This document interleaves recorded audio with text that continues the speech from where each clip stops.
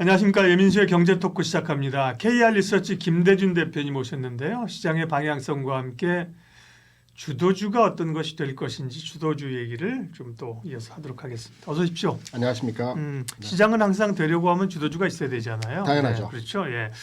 그런 분위기가 좀 만들어지는 것인가. 연초 흐름들은 나쁘진 않은데 네. 또 우리 뭐 설 연휴도 있고 그렇죠. 그렇죠. 좀 팔고 싶은 생각도 있어서 어떻게 보세요? 대체적인 시장 흐름들. 가장 큰 핵심적인 그 변화라고 할까요? 앞으로 진행될 상황에서 말씀을 드리면 지난해는 어찌 보면 뭐 반도체를 제외하고 성장 섹터가 강한 흐름에서 하나였다고 볼 수 있습니다. 바이오도 강했고요. 또 네. 대부분의 지난해 움직였던 종목들이 성장 섹터에 있는 종목들이 강했다고 볼 수 있는데 올해는 가치 섹터의 종목들이 시장을 주도하는 형태로의 흐름이 나타날 가능성이 그렇게 보세요. 크다라고 저는 개인적으로 보고 있습니다. 거기다 여러 가지 이유를 이제 설명드리면 원론적인 얘기지만 우리가 이제 그뭐 사계절을 얘기하면서 성장주, 실적, 금융장세, 실적장세, 역금융, 역실적이라고 보통 많이 얘기하지 않습니까? 오락감이군요. 금융장세에서 성장주가 하는 거고요. 실적장세에서는 가치주가 가는 거고요.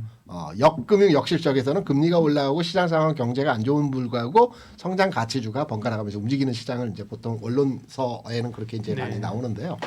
지난해 성장 섹터가 강한 흐름에서의 상황을 보여줬고 올해는 왜 가치 섹터에서의 흐름을 보여주느냐에 대해서 말씀을 드리면 오늘 장에서 흐름에서 몇 가지 주요하게 시장을 읽어낼 수 있는 포인트들이 있었습니다. 네. 오늘 조선주가 강했죠. 조선주 오늘뿐만 아니라 전체적으로 최근에 강하죠. 이전에 강했던 조선주는 조선 기자재 쪽이었거든요. 네. 그러니까 무슨 말이냐면 미국의 존슨법과 연계되어서 뭐 현대임스라든가 현대중공업이라든가 조선 하나오션 같은 경우도 마찬가지고요. 조선 기자재 내지는 미국의 그 조선소가 있는 회사 중심으로 해서 주가가 강했고요. 네. 조선 3사 같은 경우에는 물론 주가가 안 움직인 건 아니지만 뭐 예를 들어서 오늘 삼성중공업 같은 경우는 장담했었죠. 강했지만 삼성중공업 고자리였거든요. 11,000원 내외에서 왔다 갔다 그동안 이제 못 올라서 오른 거 아닌가 삼성중공업은? 이렇게 생각합니다. 네. 우리가 가치주라고 하면 네. 회사가 항구적으로 돈을 벌고 있으면서 안정적으로 유지되는 기업들 뭐 보통 이렇게 얘기를 합니다. 네, 네. 그래서 주요하게 가치 섹터에 있는 업종을 보게 되면 자동차, 조선, 유통, 건설, 철강 뭐 이 섹터에 있는 회사들이 보통 가치 섹터에 있는 종목들이라고 얘기를 할 수 있어요. 근데 오늘 조선 3사가 움직이는 거 외에도 뭐 두산 마켓 같은 종목들도 움직였고요. 그다음에 아직은 주가의 움직임이 본격적으로 시세 현상의 모습을 보여주지 않지만 유통주 내에서 백화점주들이 최근에 조금씩 움직일랑 말랑 하고 있어요. 현대백화점 같은 경우에도 뭐 조금씩 그 개선되는 현상에서 악재는 많이 있지만 흐름의 변화가 나타나고 있고요. 철강업 쪽에서는 현대철 같은 경우에 뭐 악재 어마어마하게 많습니다. 관세 부과도 있고 실적 얘기도 있고 많이 있지만 최근에 위아래 등락폭이 커졌어요. 변화의 움직임을 나타낼 수 있는 상황이라고 볼 수가 있거든요. 그리고 석유화학 같은 경우에도 너무너무 많은 악재가 있지만 주가가 버텨요. 계속 더 이상 빠지지 않습니다. 뭐 아직 움직이지는 않고 있지만 버티고 있는 흐름에서의 모습을 보고 있고 그다음에 대표적인 자동차 이게 가치 섹터에서의 대표적인 종목 중에서 자동차를 첫 번째로 이제 많이 꼽는데 조선은 그 다음이고요. 미국 같은 경우에도 최근 시장 내에서 흐름을 보게 되면 뭐 반도체 왔다 갔다 하고요. 뭐 등등등 종목들이 왔다 갔다 하는 반면에 운송 섹터가 미국 시장에서 상당히 도드라지게 움직이고 있어요. 새벽 끝난 미국 시장에서도 운송 섹터는 올랐거든요. 네. 이런 맥락점에서 본다라면 전체적인 시장의 흐름은 제가 보는 관점에서 지난 한 해 역금융 장세 성격에서의 성장 섹터들이 움직였다고 본다라면 올해는 역실적 장세에서의 가치 섹터가 움직이는 가능성이 있다.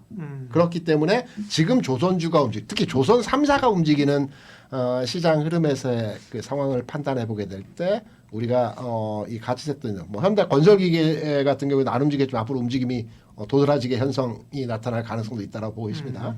뭐 이런 가치 섹터에 있는 종목들도 지금 우리가 뭐 실적 안 좋고 여러 가지 악재에 노출된 반면에 오히려 주가는 공포의 벽을 타고 오른다듯이 지금 시점에서 시장의 변화가 나타나는 것이 아닌가라고 전체 큰 틀에서의 시장 올해 상황을 이제 그 예상을 하고 있고요.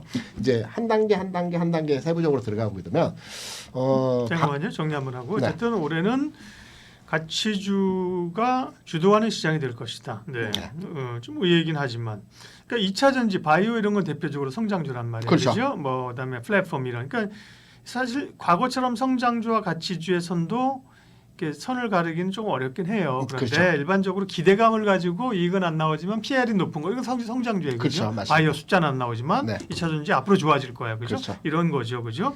그다음에 이제 자동차, 조선, 화학 이런 거는 전통적인 산업 안에서 경기를 타거나 따박따박 성장하거나 뭐 이런 거잖아요. 그죠? 그렇죠. 네. 반도체는 어떻게 되는 거예요? 반도체는. 이제 제가 이제 반도체는 가치주죠, 성장주야.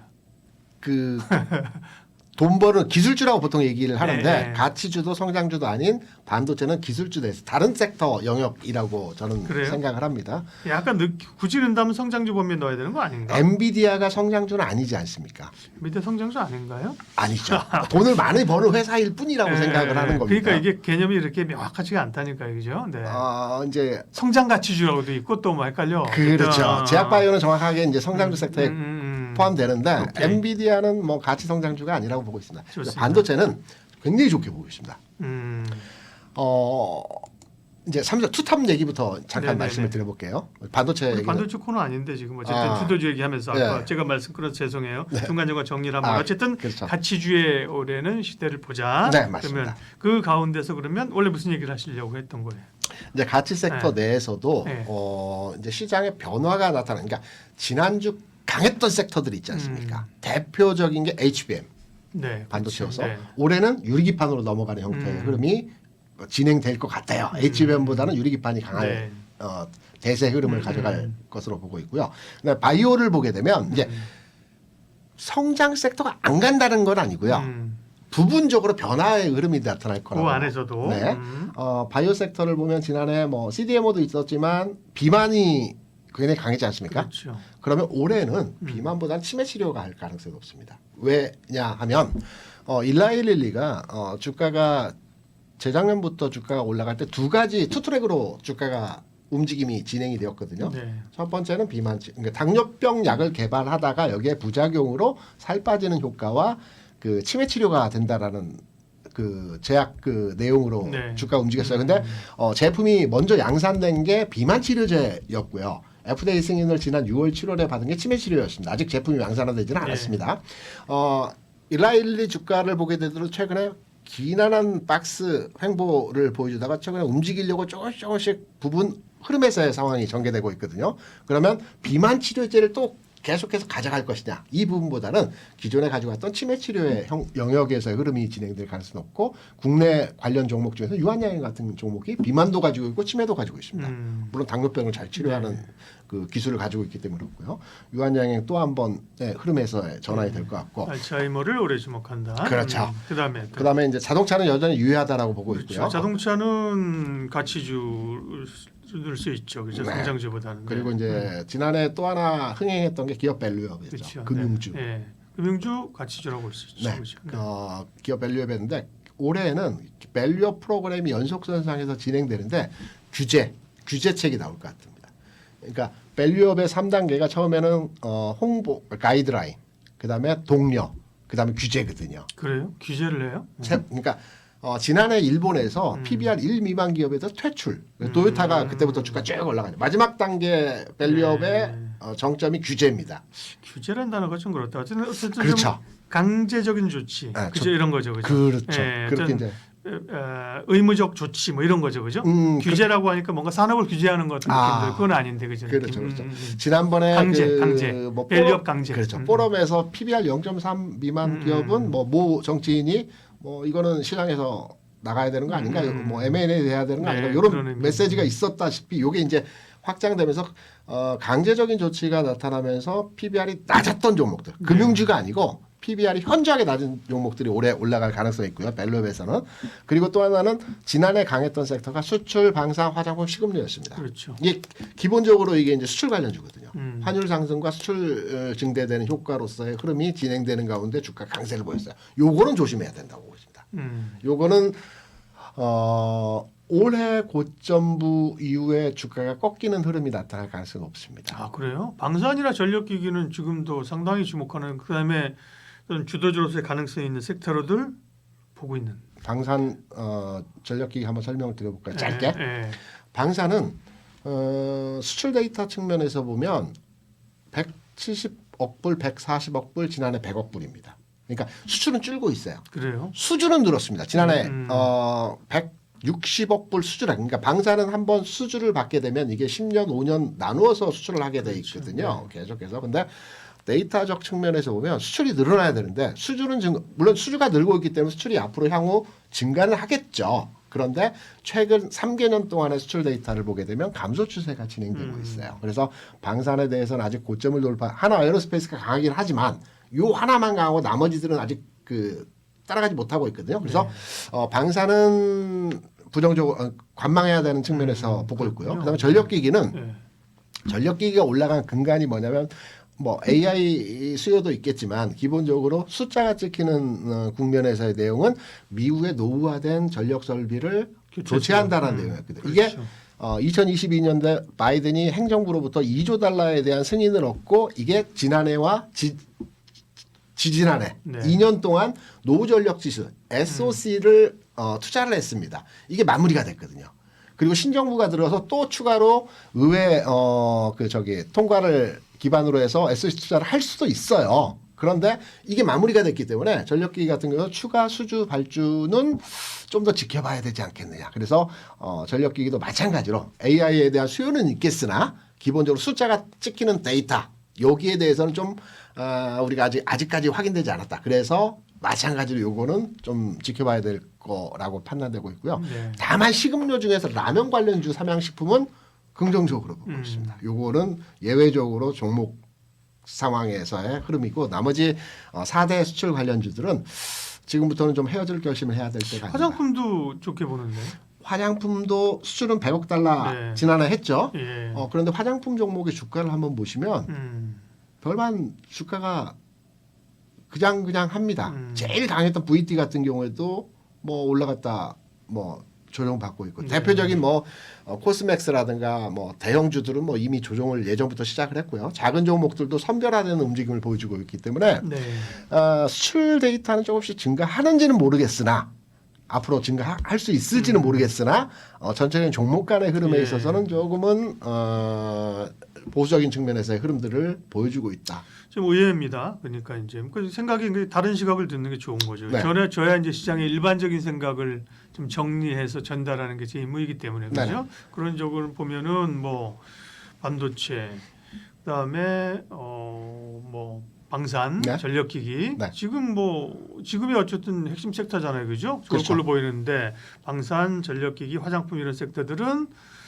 식음료도 라면을 제외하고는 그래서 뭐 흥분함의 수차는 아니라고 말하셨으니까 그죠? 네. 그러면 이제 내년 시장을 내년이란다 올해인데 벌써 지금 보름이 지났는데 올해 시장을 이제 지금 말씀하고 계시고 반도체는 유리기판 쪽으로 바이오는 알츠하이머 그죠? 자동차 할만하고 기업 밸류업 이제 강제적인 어떤 조치가 이루어지고 그럼 또 어떤 거예요?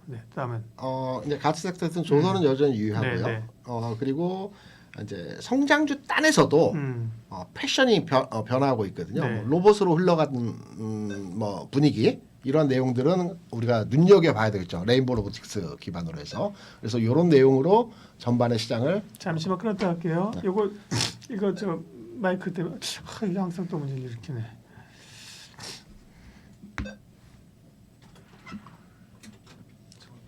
쟤를 앞으로 거기다 놓지 말고 치워주세요. 이게 배터리 없으면 소리가 삑삑 나가지고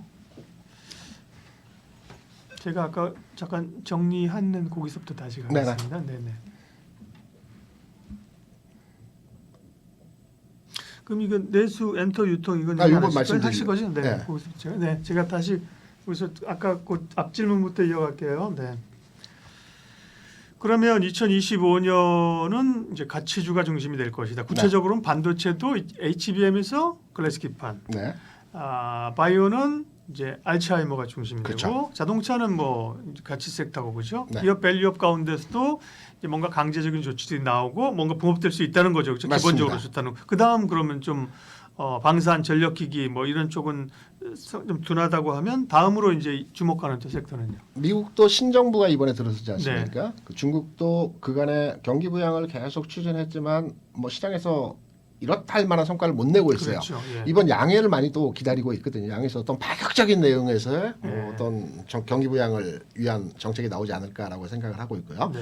우리나라 같은 경우에도 경기 침체가 지어다 보니까 경기 진작, 내수 활성화 뭐 등등등 정책을 정부에서 연초에 뭐 나오는 내용이긴 하지만 경기 부양책이 나올 수밖에 없어요. 부양책이 나올 수 있거든요. 그러니까 이 내용을 기반으로 해서 뭐 엔터는 중국과 연계된 형태에서의 흐름들이 긍정적으로 진행될 거고요. 그리고 가치 섹터의 유통주들 한번 봐야 될 것 같고, 그리고 조금은 성급하지만 건설 섹터의 흐름도 네. 워낙 안 좋은 뭐 무너지는 기업들이 나오고 뭐 PF에 대한 얘기가 나오지만 뭐 시장에서 종목은 압축되고 살아나는 기업들은 수혜 부각받을 수 있다라는 흐름으로도 인식될 수 있거든요. 그래서 이것도 시차가 있겠지만 건설주들도 한번 봐야 되는 내용이 있고, 그러니까 경기 부양, 내수 진작 관련한 종목들도 한번 봐야 되지 않겠느냐 이렇게 생각합니다. 네. 그러니까 그건 뭐 충분히 그죠? 네. 경기를 부양하려고 하면 건설업이 가장 사실 경기 부양이 좋은 거잖아요. 그죠? 그렇죠. 네. 뭐 인프라라든지 어쨌든 뭐 건설은 재건하고도 좀 맞물릴 수 있는 맞습니다. 거고, 그렇죠. 네. 조선은 기본적으로 좋게 보시는 네. 그렇죠. 네. 그러면 2차 전지나 바이오나 이런 쪽은 아니에요? 이전이 좋습니다. 아니 성장주잖아요. 지난해 못 갔던 성장주이죠. 그래요. 네. 그러니까 지난해 못 갔던 성장주이기 때문에 지난해 바이오가 워낙 강했기 때문에 바이오 중심에서의 흐름이 패션이 일부 변화하고 바이오가 좀 조금은 흐름이 정체되어 있는 상황인 거고 안 갔던 2차전지는 올해 낙폭과대 내지는 뭐 그 저평가 인식으로 해서 주가가 움직일 가능성이 크다는 그러니까 거죠. 앞서 이제 김대중 대표님이 올해는 가치주 중심의 시장이 될 것 같다. 네. 가치주 중심의 시장이라는 거지. 에브리 가치, 그다음에 성장주는 꿈쩍 여기 얼씬도 하지만 그건 아닌 거죠. 그죠? 그러니까 아니죠. 중심이 있는 거고. 네, 그죠? 맞습니다. 중심이 있는 거고 그 안에서 또 성장주 중에서도 뭐 못 간 섹터라든지 네. 말씀 이런 변화는 있는 거죠. 그죠? 맞습니다. 그런 점에서 이제 2차 전지는 뭔가 좀 기회가 있을 걸로 보시는구나. 네. 그렇습니다. 오히려 트럼프가 등장하고 나가지고 그죠. 네. 보조금 예를 들면 일도 안 줘. 네. 다 알고 있는 거 아니에요. 그것까지 반영하고 있어요, 그죠? 그럼요. 예. 그리고 오히려 이제 숫자가 나오기 시작하면 가능성이 이제 있죠. 네. 네. 그다음에 연초에 지금 이것도 약간 성장 섹터이긴 한데 로봇 이런 게 좀 부각되잖아요. 로봇주는 주도주의 가능성, 주도주 군의 가능성이 있습니까? 굉장히 크게 보고 있어요. 그러니까 우리가 흔히 로봇이 뭐 테슬라에서 또 각 기업에서 로봇을 관심 있다 이 부분이 아니고요. 네.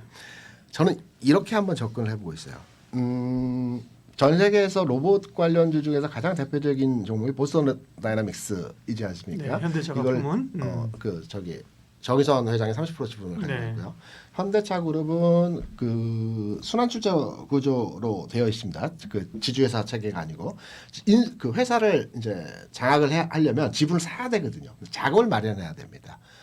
그렇다고 본다면 이 자금을 어디서 마련할 것이냐? 그 보스턴 다이나믹스를 올해 상장할 가능성이 있다라고 보거든요. 이유는 어디든 국내든 미국이든 미국에 상장하겠죠. 미국에. 왜냐하면 손정희 회장으로부터 지금 80% 살 때 옵션이 있었습니다. 4년 이내에 상장 조건이 있었거든요.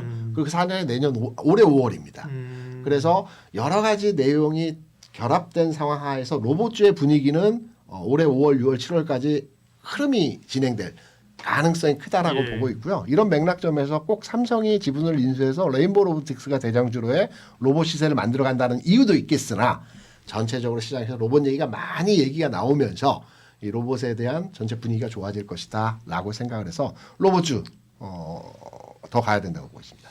예, 2025년 초반인데요. 올해 시장을 주도할 가능성이 있는 주도 후보군들, 작년과 달라지는 흐름들 살펴봤습니다. 그러면 이제 항상 정리를 해야 됩니다. 여러 얘기를 했기 때문에 네. 헤드라인을 뽑을 수 있는 네. 그러면 2025년 주도 가능성 있는 섹터 3개만 뽑아보죠. 플러스 2개까지 가능합니다. 정리 한번 해보자는 거예요. 플러스 우선순위를. 첫 번째 주식을 산다면 자동차 먼저 살 겁니다. 자동차. 네. 대표적으로 자동차를 먼저 살 오케이. 거고요. 그다음에 조선은 뭐 가지고 가는 건 맞는데 움직임 자체가 오늘은 셌지만 그렇게 후련하게 시원시원하게 움직이는 섹터는 아니지 않습니까? 그럼 일단 빼. 자동차 다음에. 2차전지 하나 가져갈 거예요. 오, 이차전지. 그러니까 가치주 성장 섹터 하나 이제 들어가고요. 어모아. 그 다음에 가져간다라면 이제 저는 유한양행 정도 바이오 쪽에서. 네.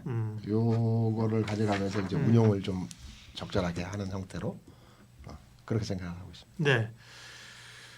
올해 뭐 가봐야죠, 그죠? 사실은 그죠? 네. 우리가 예측할 수 있는 변수는 지금까지에 나온 거를 종합하는 거잖아요. 그죠? 네, 세상에 맞습니다. 또 무슨 일이 일어날지 그죠? 네. 뭐 모르는 거잖아요. 뭐 LA 산불 저렇게 크게 일어날지 누가 알았으며 그죠? 네. 몰랐잖아요. 작년에 뭐 트럼프가 될 줄도 몰랐잖아요, 우리가 그죠? 그쵸. 그런 변화들은 전쟁이 뭐 벌써 3년째인데 전쟁이 일어날 것도 어느 정도 조짐을 했지만 정말 저렇게 전쟁이 일어나서 3년을 끌 줄 누가 알았어요, 그죠?